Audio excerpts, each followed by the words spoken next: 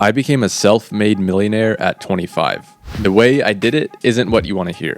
It took me several years and there was some luck involved. I didn't get rich overnight. I'm sorry. I know you don't want to hear that. Let me explain.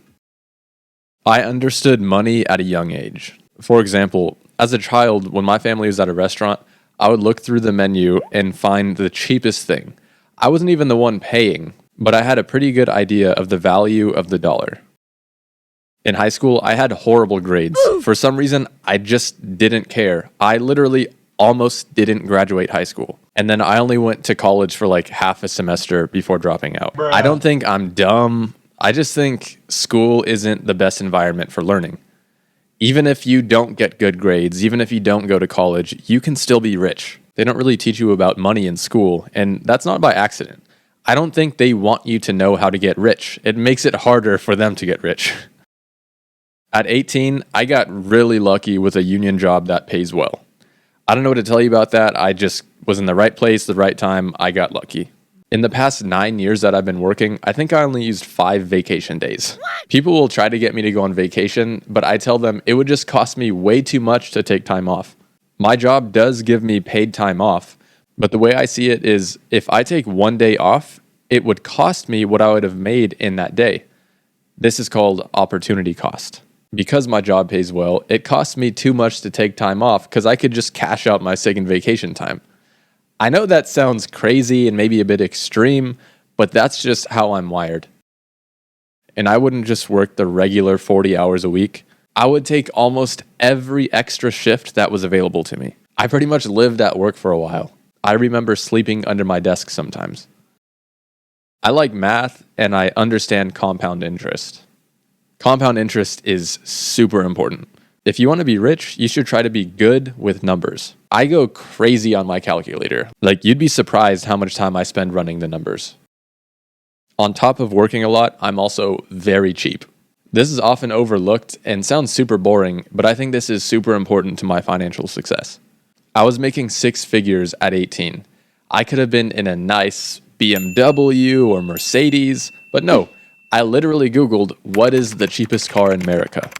And I got the Nissan Versa.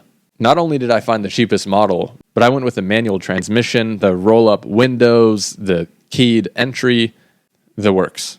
I was happy with that car. It was cheap. If it got a few scratches, a few dings, I didn't care. It was good on gas. It was cheaper to insure. It was low maintenance. Low purchase price, of course. I really didn't care that it didn't look cool because I was thinking about my future. I was thinking about how all of this money I'm saving can help me invest more and make more money in the future. I would sometimes wear shoes with holes in them. I could have afforded a much bigger home than I live in today, but at the end of the day, it's just a roof over my head. To be cheap, you have to not care much about what other people think of you. This is pretty hard to do, but I think it's super important. And the thing is, I don't plan on being cheap forever. Motivation is temporary. Discipline is sustainable. Discipline is what can make you successful in pretty much every facet of your life. There are temptations everywhere. Everybody wants your money. I have to constantly resist temptations and remain disciplined. Tomorrow, I could go to the dealership and buy a Lamborghini cash. No problem. Do you know how easy it would be to pick up girls if you're driving in a brand new Lamborghini? It would be like shooting fish in a barrel. I know this, and I still am not buying it. I drive a Toyota. Ask yourself this. If you had the money to buy your dream car, would you have the discipline to delay your gratification? Or as soon as you had enough money, would you just go buy it? Also, I don't even go to clubs or bars because I don't drink alcohol. I understand this might be weird in today's society, but I'm okay with it. Also, I understand opportunity cost. For example, if I wanted to get a $50 haircut, it actually costs much more in future dollars. Instead of paying for that haircut, I could invest that $50 and 10 or 20 years later, it could be much more. So that haircut maybe cost $150. If you can't tell yet, I don't really care much about how I look. So if you want to go on that nice vacation, you have to understand how much are you losing by not working and how much are you spending on the vacation. Because instead, you can just go to work, save the money and invest it, and you'd have much more in the future. Again, I know this sounds extreme, but I don't think you should have all of your fun while you're young.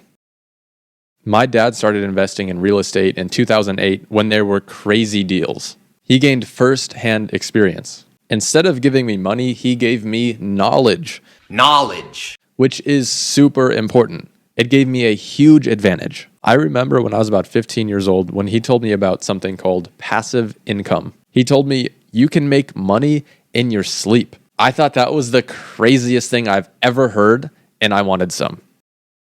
At 21 years old, I bought my first rental property for $36,000. You heard that right, $36,000. I bought it cash. It's a 3-bed, 1-bath, 1,000 square foot single family house. It was already occupied by a tenant paying $825 a month. I then went on to buy another 4 rental properties before I even moved out of my parents' house at 24 to buy a place for myself. 4 of my 5 rental properties were purchased without loans. Then, luckily enough, around 2020, the mortgage rates went way down. This pushed up the value of my properties.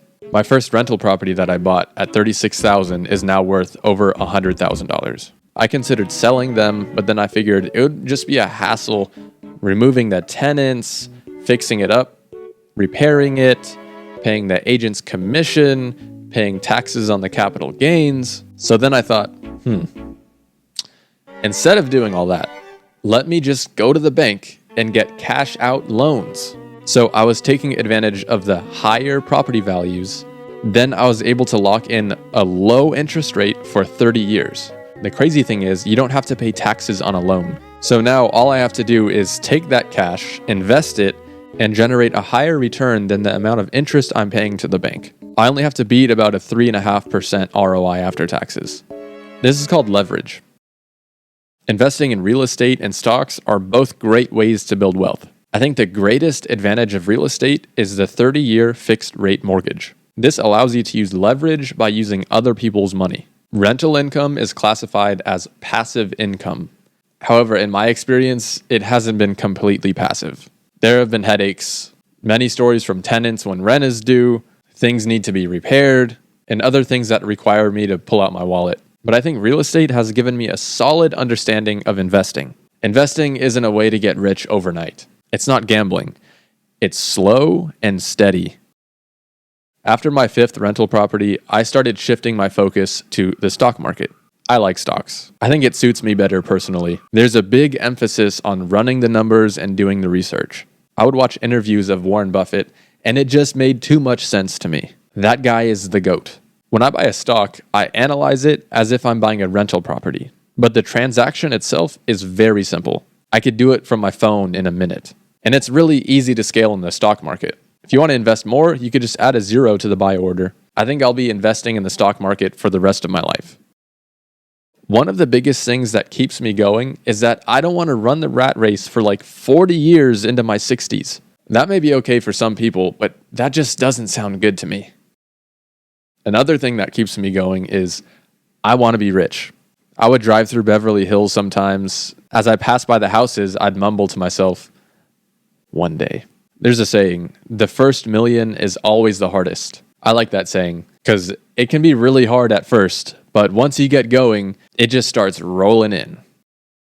Look, I know I sound a bit extreme, and some people will tell you, you should have fun while you're young.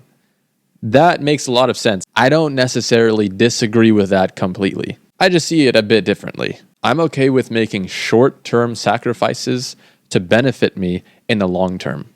I want to live a long life. So I'm okay with making some sacrifices in my 20s so I can enjoy my 30s and 40s and 50s and beyond. So I know everybody's situation is different. I'm just sharing with you my experience.